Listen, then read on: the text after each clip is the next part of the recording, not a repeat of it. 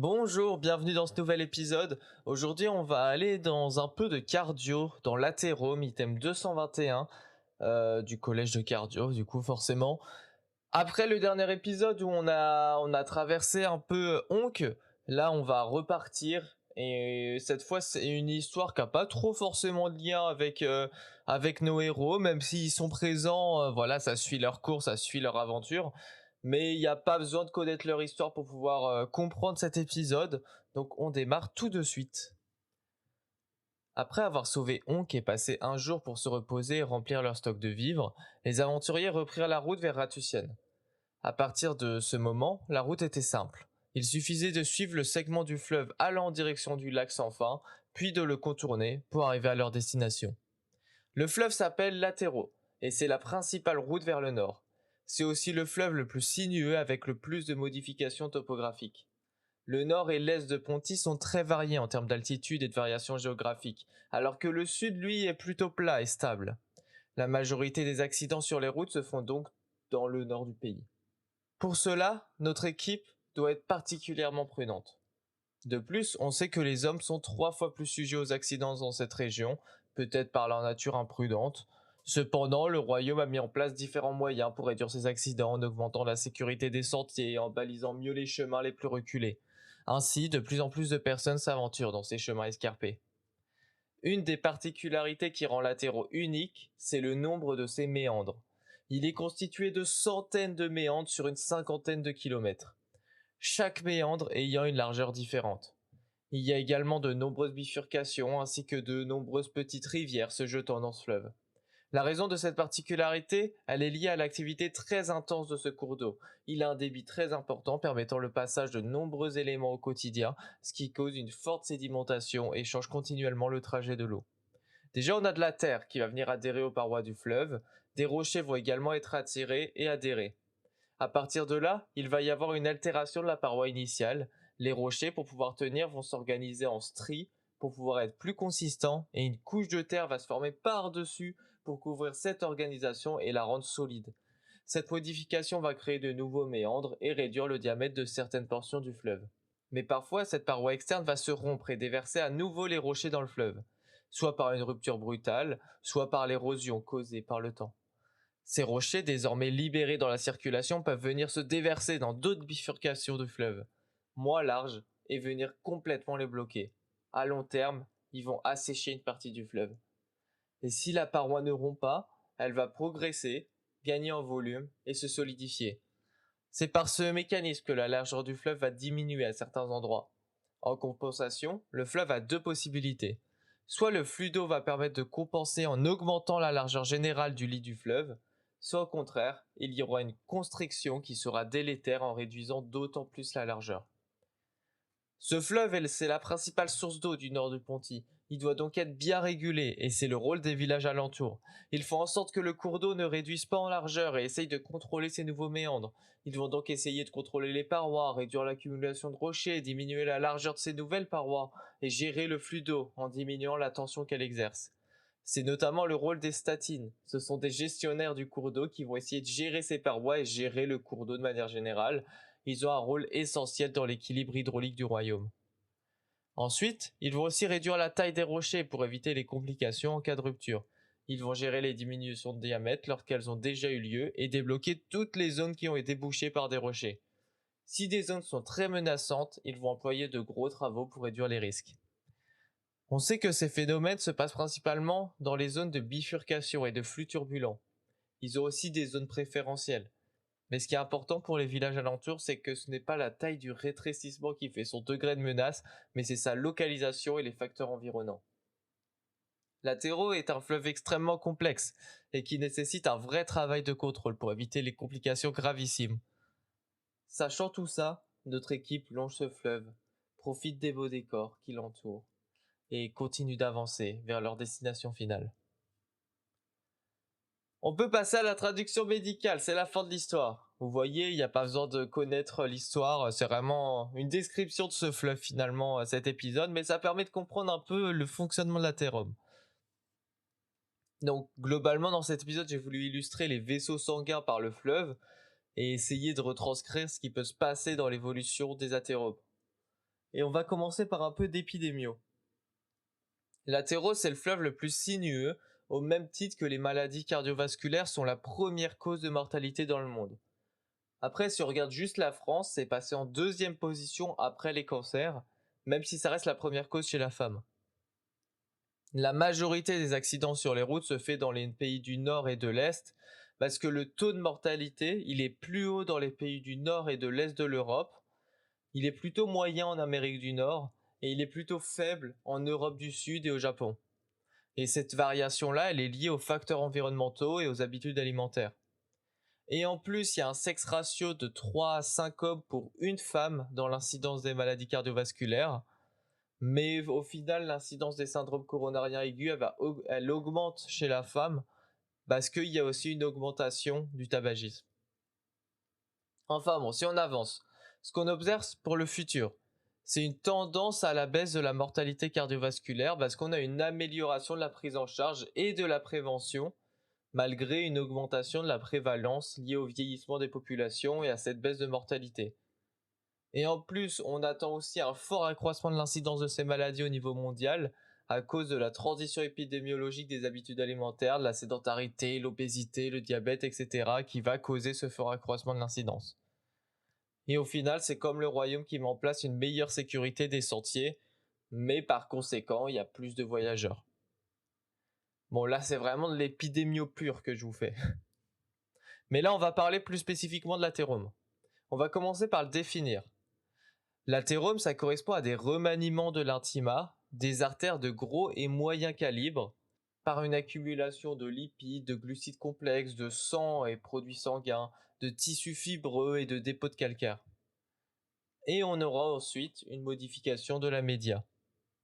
Donc il y a l'explication des remaniements du cours d'eau par l'arrivée de terre et de rochers qui représentent les LDL et les cellules fumeuses. Les stries de rochers représentent les stries lipidiques et la couche de terre représente la chape fibreuse. Mais si on y va un peu plus précisément, on va avoir une accumulation de LDL dans l'intima, puis ces LDL seront oxydés. Des cellules d'adhérence vont s'exprimer et vont attirer des monocytes qui seront transformés en macrophages et en cellules fumeuses.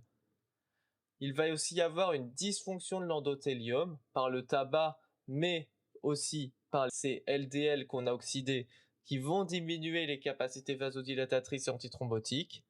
Et tout ça, c'est aggravé par une réaction inflammatoire auto-entretenue qui va sécréter des métalloprotéases qui vont dégrader la matrice extracellulaire.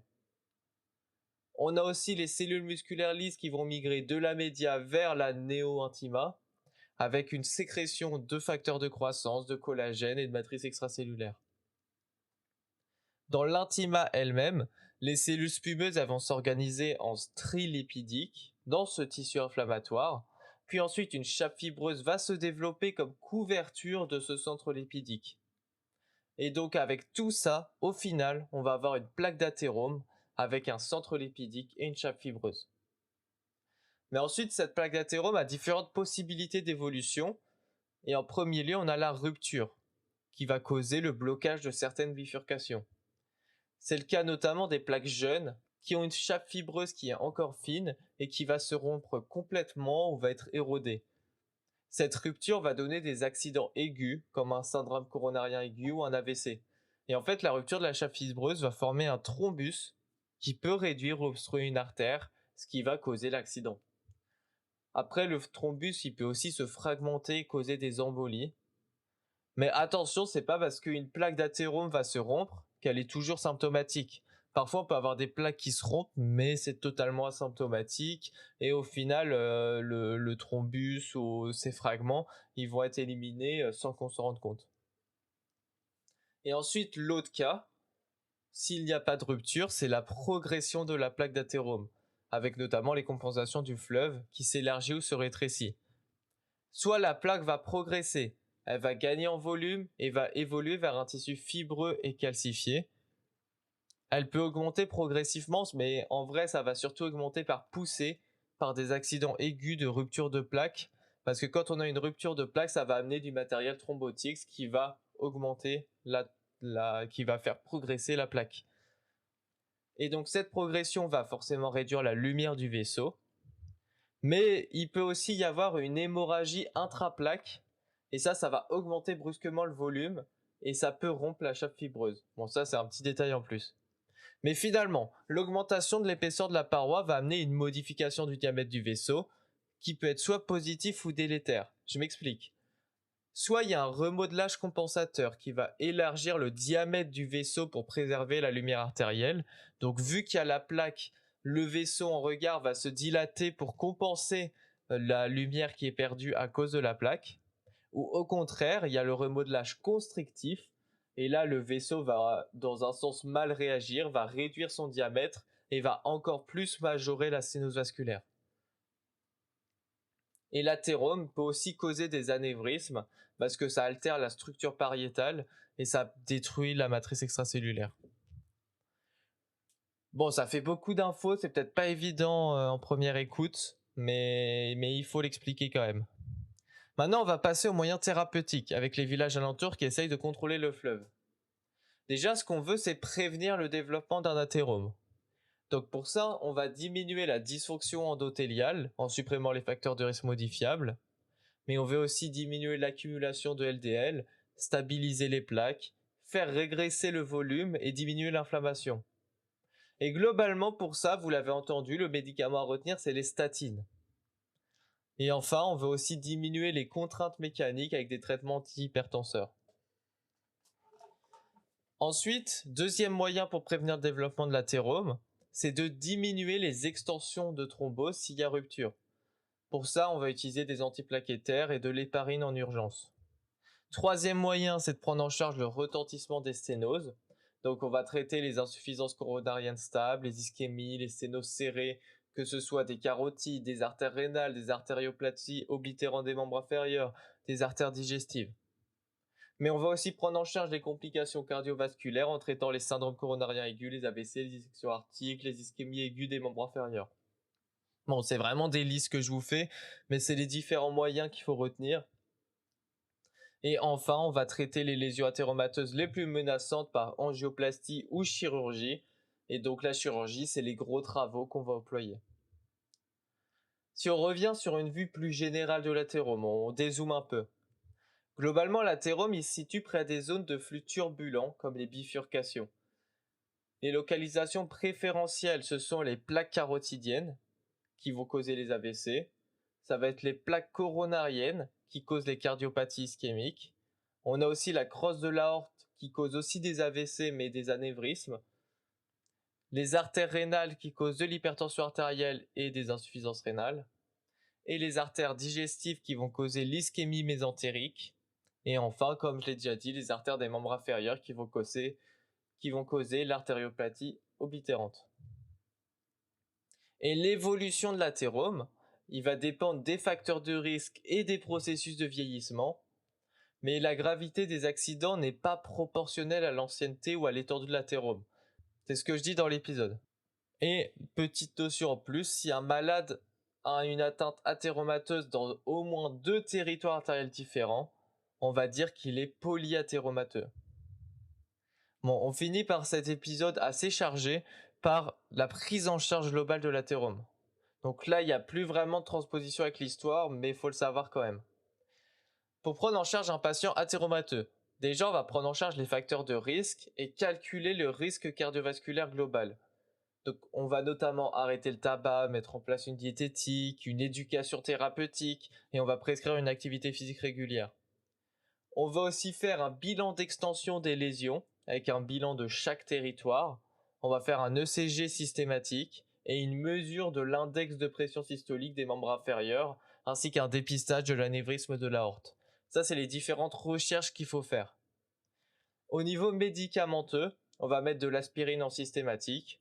On peut aussi ajouter du clopidogrel pour les atteintes polyvasculaires compliquées ou en remplacement de l'aspirine s'il y a une intolérance. Médicaments, on met des statines, vous l'avez compris, en systématique. Et on a aussi les inhibiteurs de l'enzyme de conversion qui sont recommandés pour diminuer le risque d'infarctus, d'AVC, freiner l'altération de la fonction rénale. Après, il y a aussi des prises en charge spécifiques dans certaines localisations, mais je ne vais pas les détailler, je pense que l'épisode est déjà assez lourd. Et pour finir, dernière petite notion, il y a un bilan clinique annuel qui consiste en un examen de tous les territoires artériels avec des examens complémentaires si besoin. Voilà, j'ai dit toutes les infos, c'est un épisode très lourd, très chargé, avec beaucoup de notions, peut-être à écouter en plusieurs fois, à réécouter petit à petit. Mais c'est un épisode important parce que c'est quand même la base de beaucoup de pathologies malheureusement cardiovasculaires, que ce soit les infarctus, les AVC. Voilà, ça peut venir régulièrement des athéromes. Merci d'avoir écouté, je vous souhaite de bonnes révisions.